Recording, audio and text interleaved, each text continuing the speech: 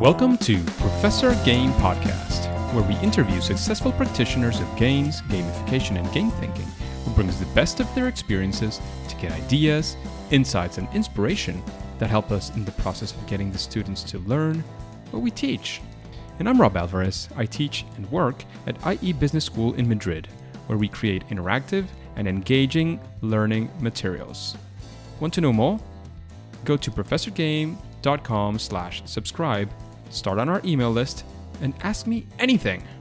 Engagers, we have a different guest today, but before I introduce you, Azhelle, are you prepared to engage? Oh, yeah, I'm ready to engage. Let's do this. Did I do a decent job with your name, Azhelle? I was going to say it's Azhelle. Azhelle. All Yes. right. All right. I'm getting a little bit better. That's perfect. So Azhelle is a cancer survivor. She is a 3 times patented toy inventor, Women in Toys Wonder Woman finalist, and was named one of the 100 most influential people in toys and games in 2020. How exciting is that? Because after 10 years in the industry, working for companies that go from Toys R Us, Party City, Horizon Group USA, and Creative Kids, this entrepreneurial spirit took control of her own destiny and became founder and president of the Toy CoachTM. Azhelle launched the Toy CoachTM to help investors and entrepreneurs develop and pitch their big toy ideas as smart and as fast as possible. And her podcast, Making It in the Toy Industry, has become an industry-known resource to teach inventors and entrepreneurs how to keep their toy and game ideas toyetic. So that's a concept we'll be talking about today. Also cost-effective and to answer buyer needs. When she's not helping aspiring toy people break into the industry, she enjoys salsa, bachata, dancing in New York City, sewing colorful sequin. I'm not sure. I've never heard that before. Sequin costumes and game nights with her boyfriend. So, Azhelle, is there anything that I missed from that intro? No, you got it all. I was surprised. I was like, wow, that was a lot about me. No. So many interesting things, so many topics we can go into. But before we get into specific topics, Azhelle, what does a regular day for you look like? Oh, it's so different now. I kind of, because I feel I'm your first toy person on this podcast, right? Absolutely. I kind of want to give you an example of what it was before I left my job, because I feel like people might be interested in that even more. And then what it is now. Does that sound good? Absolutely amazing. Okay. So before I left, the last toy company I worked at, I was the VP of brand and product. And every day I would come in and I would kind of just like plan out the day. I had a team there of 3 brand managers in the US, and then we would manage our counterparts in the China office. And every day I would kind of meet with my boss, who's the CMO of the company, and we just talk about what our plans were for the week and for the month. And those plans were usually like, what buyers are we presenting to? What kind of products are they looking for? And what do we have in our lineup that can match those needs? And if we have something that's like a little bit different, do we have time to adjust it more so it can match the buyer's needs? So that's what we would talk about all morning and kind of like, research together what's out there, what's new for the day. And then we would plan our plans. And I'd go back to my team and I would say, okay, guys, these are your action items. We're going to I need you to design like 3 more craft kits that focus on clay. And then we're going to recoup and meet later on and brainstorm on ways we can make those unique. And my day would really just be filled with sketching product, working with freelancers to make other product, and testing samples from China of things that I've made already. And I'm just approving and testing samples. And a huge part of my day was approving packaging, artwork for things that were about to ship. So reviewing safety warnings on the product, but also reviewing just to make sure that the model images were edited correctly. So it was just touching toys all day long and working with a really smart and great team that I put together while I was there. So that was a lot of fun. And that's what my career has kind of been like for the past 3 years before I started the Toy Coach. Absolutely. And now that you are the Toy Coach, what are your days looking like? Oh, they're so different. So now that I'm the Toy Coach and working from home and starting your own business, every day when I wake up, it's so exciting. I mean, now I have clients and those clients have all different needs. Some of them want to start products, lines. Some of them want to just increase their online presence. So my day might be looking at their calendar and their plans and making sure I use the app ClickUp to organize all of my clients and client work. And I just kind of organize like what's due when and what's our timeline to get this product ready by this show. And aside from that, I'm also doing podcast interviews like this and working with my VA to make sure that all of my podcast episodes are uploaded and have the right toy information and the right hashtags so they reach the right toy people. And then the back end of my day is usually a lot of client meetings and sometimes like lawyer meetings to talk about NDAs. And if I'm talking to my clients, it's to talk about what products we're going to be developing and what freelancers we're going to be using to create the 3D files of the characters and what factories are we going to use to try to do our first run. So it's been a lot of fun. It's a huge mix of product development, but also marketing and PR. And it's just been really exciting. And not even to mention my digital course I just launched, Toy Creators Academy. So a big part of my day is like messaging those students and making sure they're good with the new module and do they need help and stuff like that. Wow, so many things going on all around creation and coaching people for creation. That sounds absolutely amazing, Azhelle. It's really fun. It's a lot. It can get stressful, but it's also really rewarding because you're building something for yourself. So stressful and rewarding. This is a very good segue for our typical question. And we always like to dive in because we know you're doing fantastic, amazing things. But there's also so much to learn, both from, your not so superhero side and your human side, but also from those times where, things didn't go as well as we had planned. So one of those fails or first attempts in learning. Can you talk to us about a story about using your Toyetic approach and, maybe things, at least initially, didn't go as you expected? How did you maybe, take it from there? How did you improve it? What did you do? We want to be sort of at the ground level with you. We want to live that story. Okay. I mean, there are a lot of them. There's so many. There was this one time that's coming to mind, and it wasn't really that big of a deal. But at the time, I think it was probably the biggest mistake I'd ever made in my career. And I felt horrible about it. It's one of those end of the world, not really the end of the world, right? Yeah, it really wasn't. But yeah, at the time it felt like I'm so stupid. Like, what am I doing? And like, yeah, it was awful. So I was working on a brand and I was developing like a jewelry kit. And the jewelry kit came in like this tin that was shaped like a flower. So it was a flower shaped tin.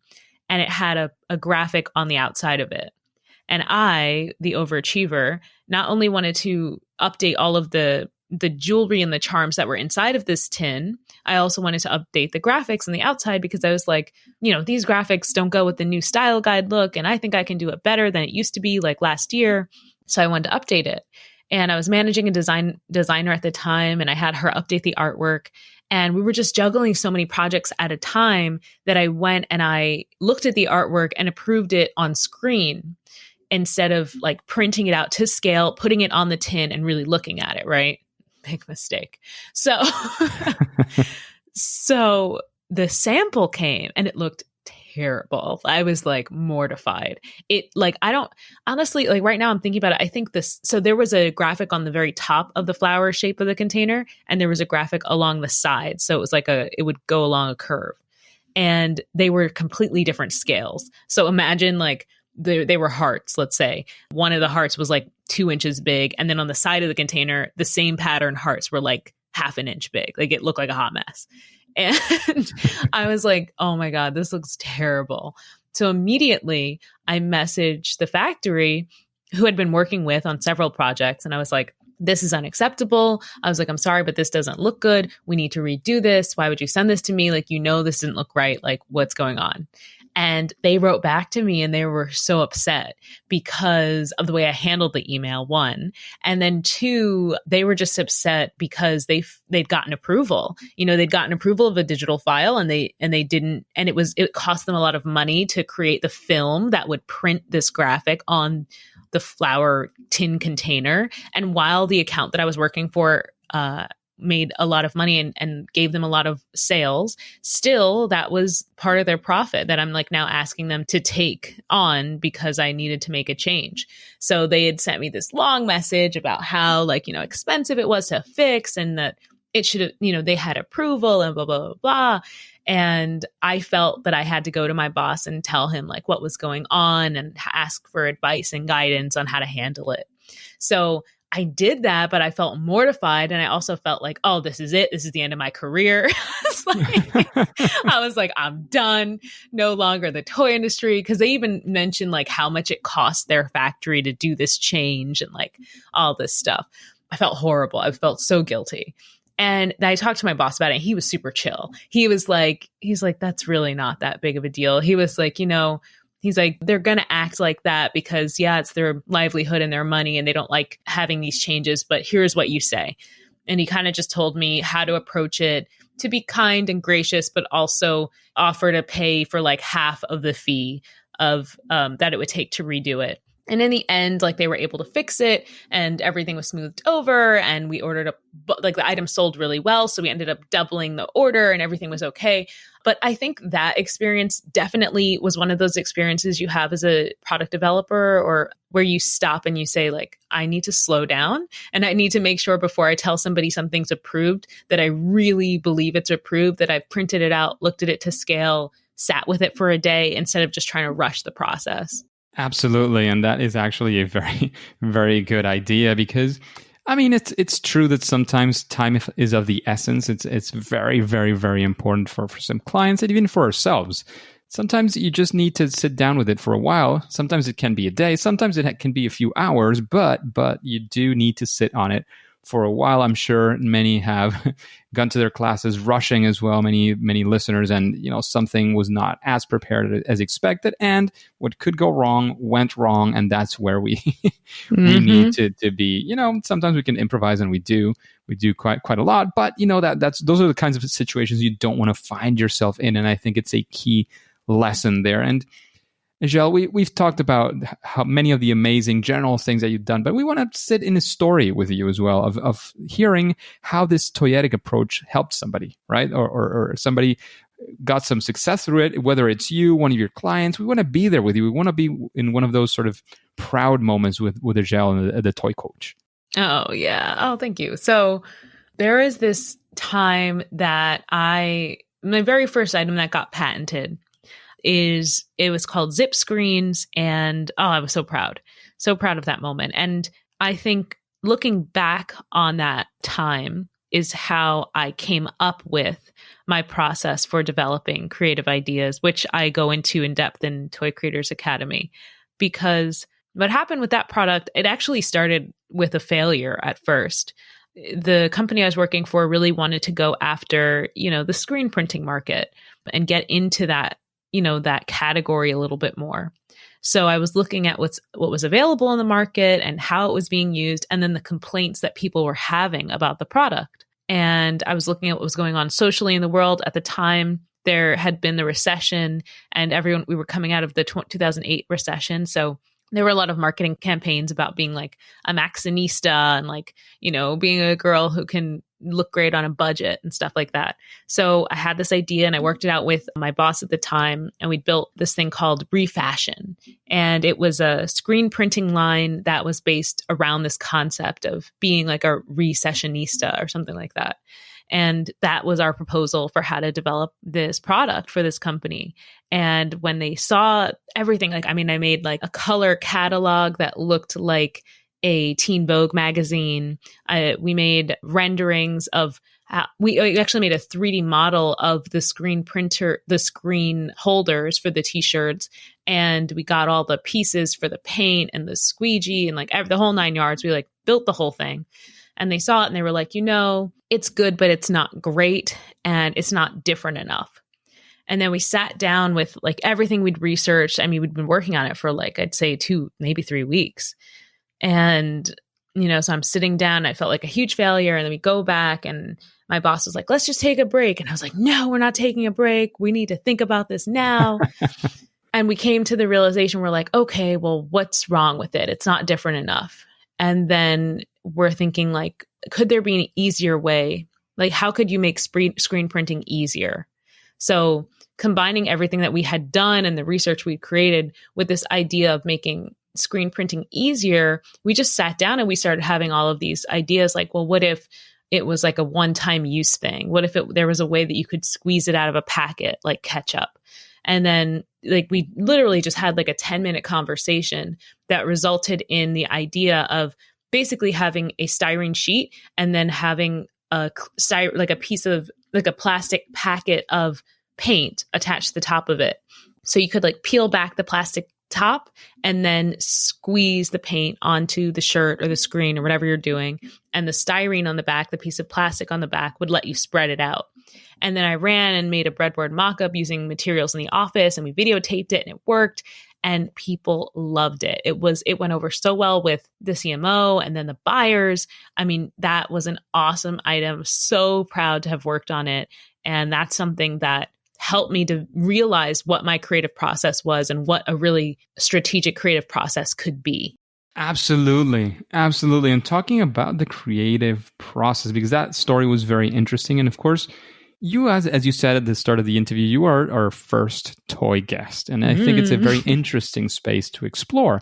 So we would like to know, of course, you have an academy to talk about this, and I'm sure in 5, maybe 10 minutes, it's not something you can get completely into all the details. Yeah. But can you give us an idea of what this process looks like for creating toys or using toys to approach other problems, the toyetic principles that you mentioned? Like, what does that look like? We want to get some takeaways from that if possible. Yeah, like the basis, like something that I'm actually going to start posting a little bit on my Instagram is toy math.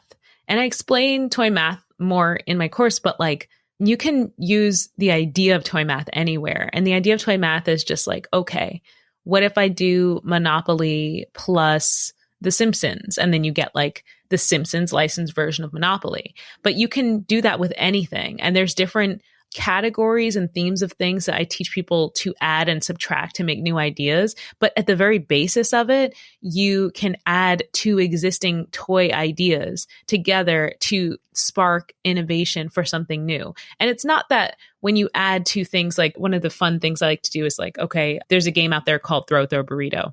And that game was the result of, I think, a classic card game, parlor game, plus dodgeball. And you could say that the idea of like a card game plus dodgeball, like what could that be? And that could inspire you to think further and develop that idea more. So it's really just about changing the way that your mind thinks and forcing your mind to think of solutions to odd combinations is one of my processes. And that's when I really want to find something unique.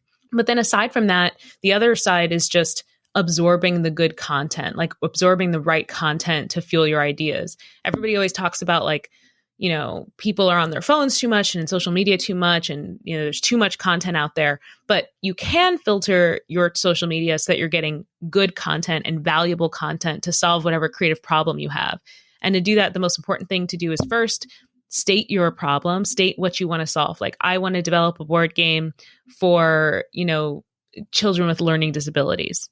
So what you're going to do then is absorb a lot of good content about learning disabilities and struggles parents have with kids that have learning disabilities. And then you're going to absorb a lot of content around board games and watching people play them. But then you're also going to absorb content completely separate from the toy industry, like books and poems, and that have nothing to do with the world of toys.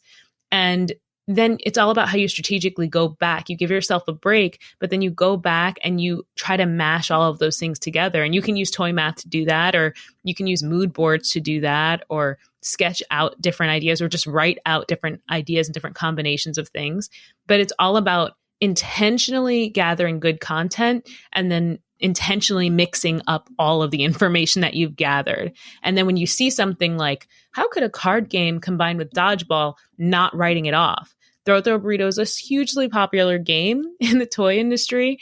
And, you might initially say like dodgeball and cards can't mix, but they can. You just have to figure out how. So I think it's all about assuming that once you do the research and you decide, I'm going to combine these two really weird things, don't just think that's never going to work. Think there is a way for that to work, and I'm about to figure out what it is. Interesting. It's a way to delve yourself into that creative process. I think it's a great way to gather inspiration. And you're talking about it's interesting to talk about this from that completely different perspective, in the sense that for a typical guest in this podcast, most of the things that you mentioned are games, right? So they are also considered toys. Yes. And especially board games. I had never thought of that. Like literally, it struck me. I was going to say, well, but those are games. And it's like, well, yeah, but they're toys as well. No, Why? they're essentially toys. Yeah. Absolutely. Like there's especially in the board games and the card games, they're toys as well. And there's many things you can do with them. So it was an interesting thought that just came in the middle of this discussion, and it's also very fulfilling to see somebody take it from a completely different perspective. I think we can get a lot from that. Yeah, thank you. Just a quick break before we continue with this episode. If you've been enjoying this podcast, I would really appreciate if you share it with your friends and family and on social media.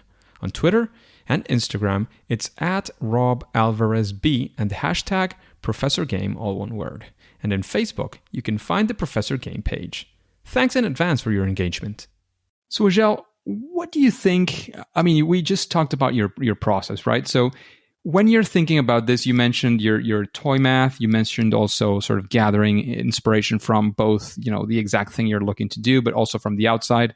Is there sort of a best practice, something that you say, well, when you're in this creative process, also think of this or include this? I don't know, like any, I don't want to call it silver bullet, definitely, but is there something like that you would mention, like a best practice? Yeah, for sure. I would say the 4 Toyetic principles. If you go to, it was my second podcast episode. That's how important I thought this was. It's true. I analyzed one of the best-selling licenses of all time, and that was the Power Rangers, and came to this 4 guiding Toyetic principles that you can follow or use as a checklist. Like when you think you have a toy or game idea and you're like, this is it, it's perfect. But maybe it isn't. Maybe there's more levels. Maybe you can go deeper with it. So if you look at these 4 principles and you look at your product or your concept, and then maybe you can apply these and make your product even better. So number 1 is distinct character personalities. So a good toyetic property has a really developed backstory, like Power Rangers. Where are these characters from? What are their motives? So making sure that their distinct character personalities make sure that kids can have an opportunity to connect with someone on a level that's, maybe it's a Pink Ranger, like that's my favorite color, or maybe she's blonde and oh my God, I'm blonde. Like really distinct character personalities that give kids an opportunity to connect personally to the characters in your toy or in your game.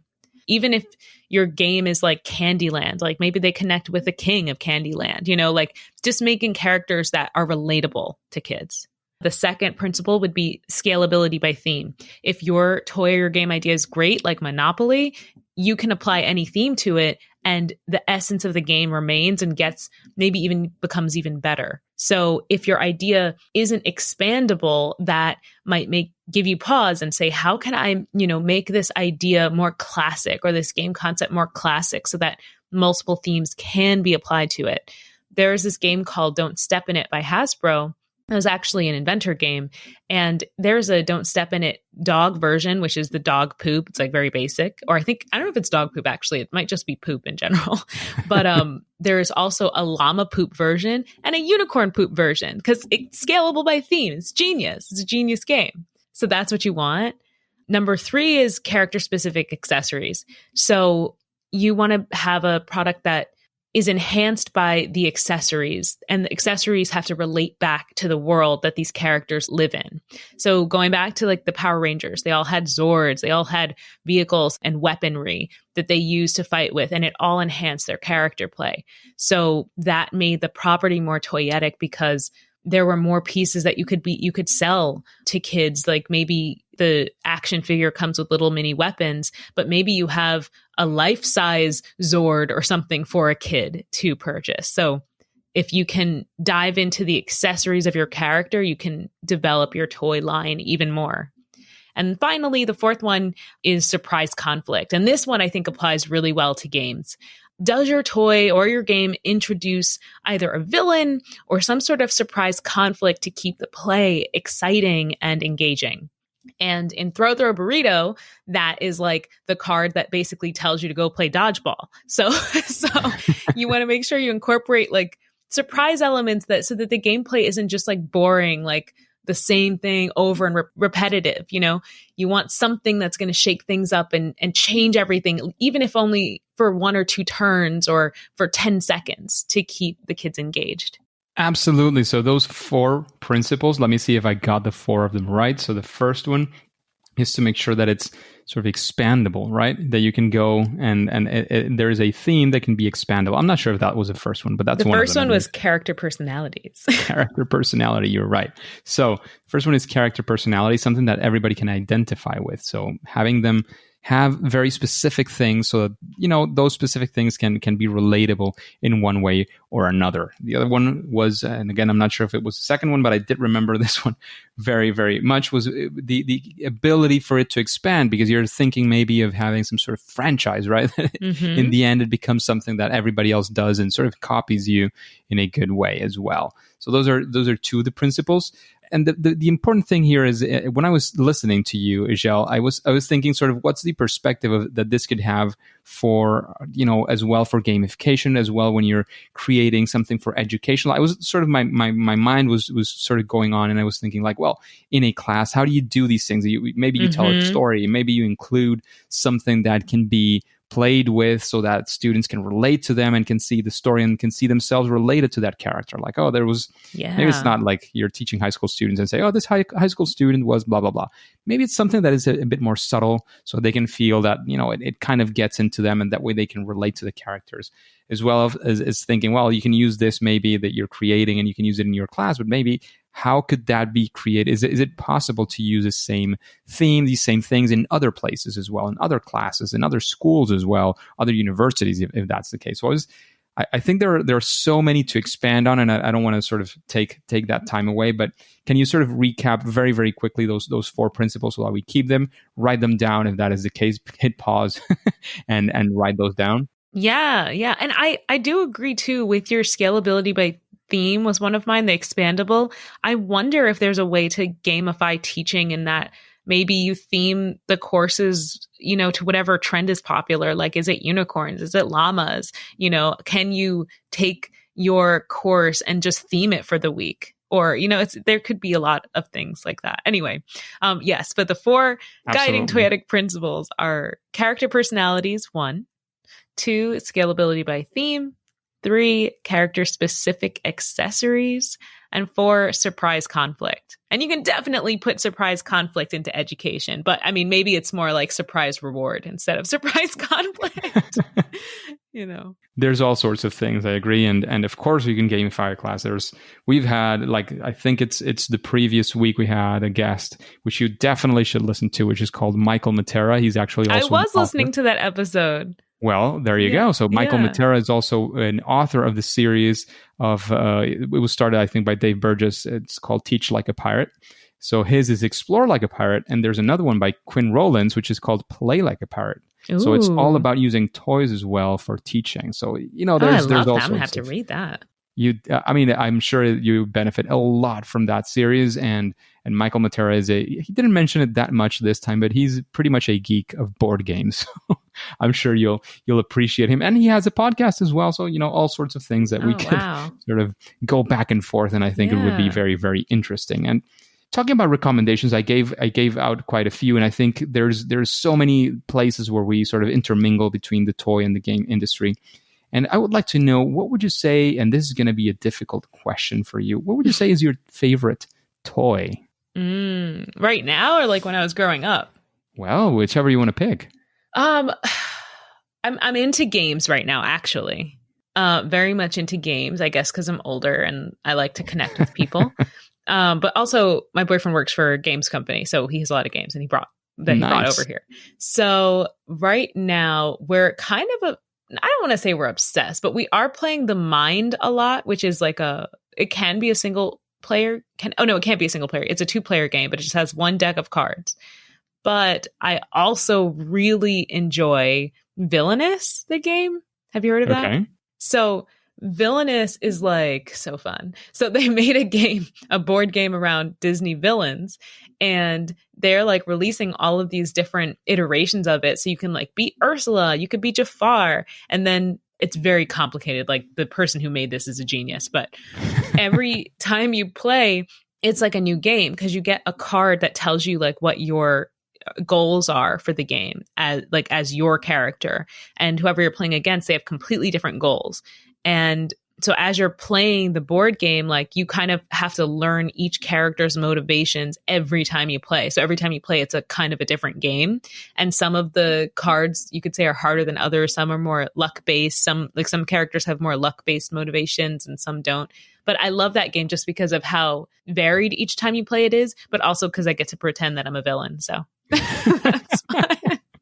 That sounds a lot of fun. I haven't played it. Maybe it should go up on my list. Yeah. And we talked about recommendations. You just recommended a couple of games that sound absolutely fantastic. And you talked about Michael, that you heard that episode. Is there, listening to these questions, like feeling a bit of the vibe of the podcast, is there somebody that comes to your mind like, oh, I would like to listen to this person talking about these topics in Professor Game? Yeah, for sure. I think I don't tell him this, but I would really like you to interview my boyfriend. I don't know how he'll feel about that. Don't tell him I won't, don't tell him. But I'm very curious because he works at a games company and does party games. So I'd be really curious if he had to apply that to education, what his insights would be. That would be very, very interesting for right? Sure. And talking, continuing this rage of recommendations, is there any book that you would recommend? Like, say, you're listening to this audience who's being interested now as well in toys, who's interested in games and how to apply that in different sort of situations. And again, it could be related or not related. It could be you were talking about getting inspired by a violin or whatever. So any book that you recommend for this audience to read, and of course, a quick why. Yeah. Oh, there's a couple. I'm torn between two, but I'm picking one. I'm going to pick The Art of Click. I love The Art of Click. It's called The Art of Click, How to Harness the Power of Direct Response Copywriting. I think this is really relevant because I know right now, a lot of your listeners are probably teaching virtually and maybe for who knows how long. Yeah. And The Art of Click, it is a marketing book and it is about digital marketing and making sales, but the psychological lessons inside of it, how to get people engaged and how to get people wanting to click and to continue on, I think could be really relevant into getting kids to want to learn by tapping into whatever they're interested in, psychologically to get them to keep reading, to get them to keep clicking through your lesson plan and your course idea and whatever. So yeah, I think The Art of Click is a great book. I'm still reading it because I'm the type of person who kind of skips around a little bit. So I'm like, I've like read all of one part and then I skip to the next part. I'm like, no, I need this chapter. But yeah, I love that book. It's great. That sounds like a fantastic recommendations. And we're thinking, when we're talking about games, gamification, and these strategies, it also has a lot to do with sort of behavioral science, motivations, and these things. So it definitely makes a lot of sense. And Azhelle, what would you say is your superpower in this toy industry and games and all these things? Where is your sweet spot? What do you feel you do great and probably better than the rest? I think I am an excellent motivator, and I'm just kind of a bit of a doer in regards to that. I think people find me very, very motivating, and I think it's because I fearlessly do. If I have an idea, I just do it. And then I encourage people. I'm like, yeah, you can do this too. Like I didn't do anything, magical that you can't accomplish. I'm just taking the risk and giving it my all. So I think people have told me that that's really inspiring to them. And it seems to be my superpower because it's the thing I try the least at. And it just keeps happening. So that sounds like a superpower for sure.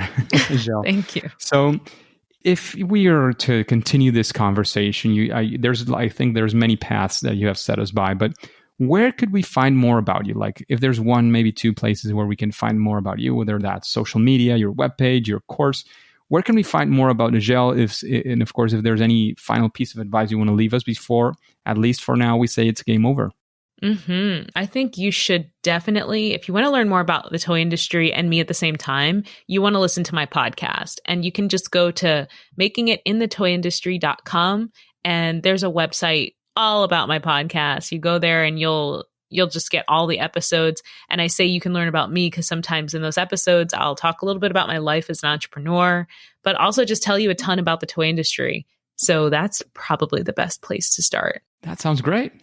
So Azhelle, thank you very much. Thank you for investing this time with us today, with the engagers, with this audience, and giving all those value bombs, all your experience in the toy industry.